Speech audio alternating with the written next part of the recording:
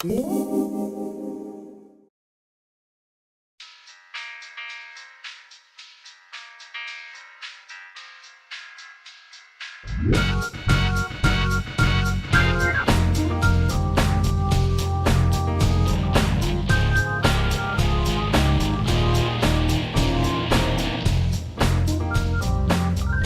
and welcome to Let's Talk. I am your host, DJ Kelly, and my co-host is Todd William. And today we'd like to welcome New York State Assemblyman Gary Finch. And today's topic is advocacy in politics.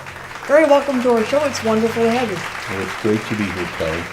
First of all, Mr. Finch, we'd like to thank you for your hard work and dedication to our country.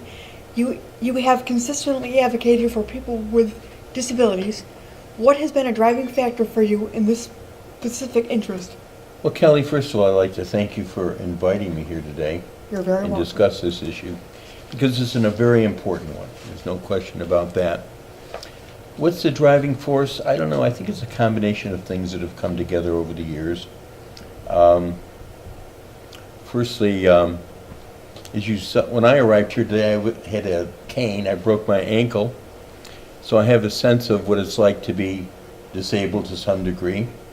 And that's been, and last year I spent 2 months in the Commons, where I, which is kind of a nursing facility here in Auburn, as a result of this broken ankle.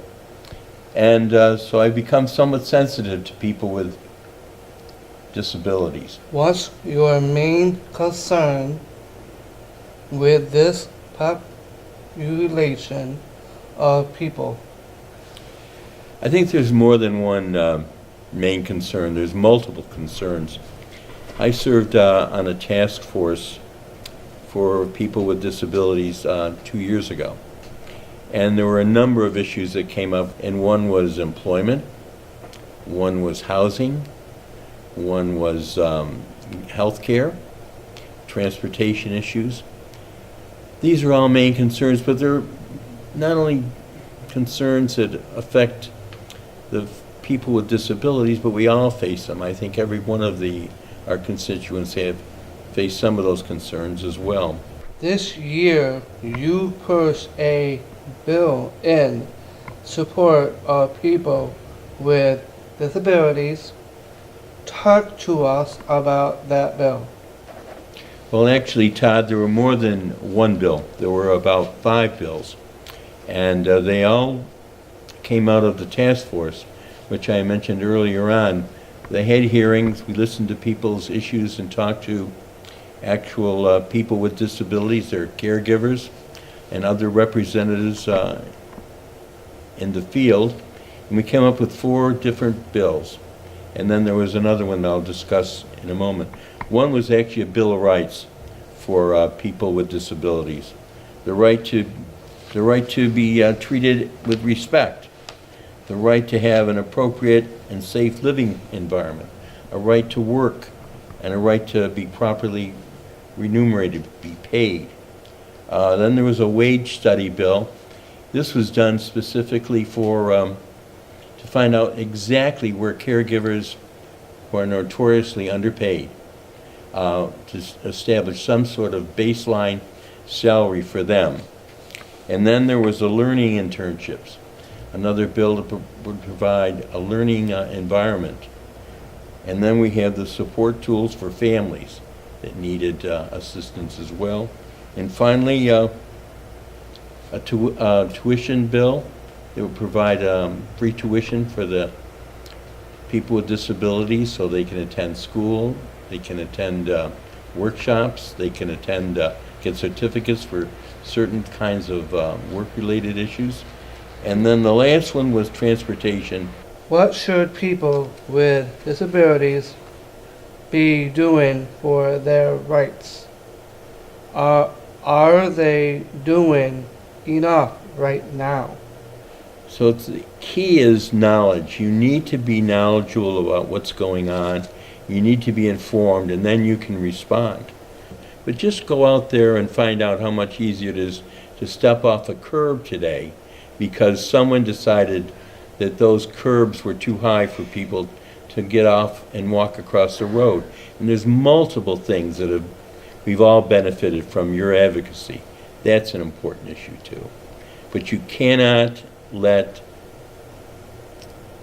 the system forget about you.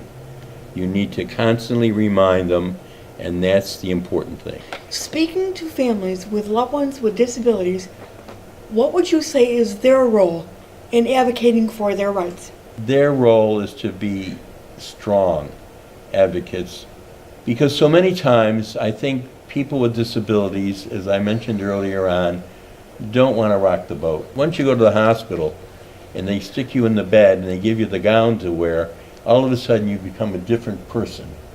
And you're not quite as vocal as you usually are, speak out, because you're so intimidated by the atmosphere that you're in. And that's something that you have to avoid with every bit of your soul, so to speak. I felt that same way when I had my surgery on both my legs. Exactly. You don't even buzz the nurse for some reason, but you should. And I think you need someone to speak on your behalf. That's where someone needs to come forward, particularly then, but in all issues. So, I'm a huge advocate for myself, and I'm sure Todd and everyone in this program is, but sometimes you're afraid to advocate because of certain things you're afraid of, like getting in the way. Exactly. And then you carry the disability around with you, and you're just afraid that that will take away from your own personality, so to speak. Absolutely. Assemblyman Gary Finch, on behalf of all of us here at Let's Talk and Spotlight Studios, we'd like to thank you for being with us today. It was very generous, and the interview was very inspiring, and we thank you for taking the time to answer all of our questions and advocating for all of us. Well, it certainly is a pleasure to be here, Kelly, no question about it. I'm inspired by being here, and it gives me strength to know that when there are issues involving people with disabilities, and I turn around and look over my shoulder, I certainly can tell there are people standing there supporting me, and that's so important. Well, you have our appreciation, our respect, and we will see you next time on Let's Talk. Thanks for joining us.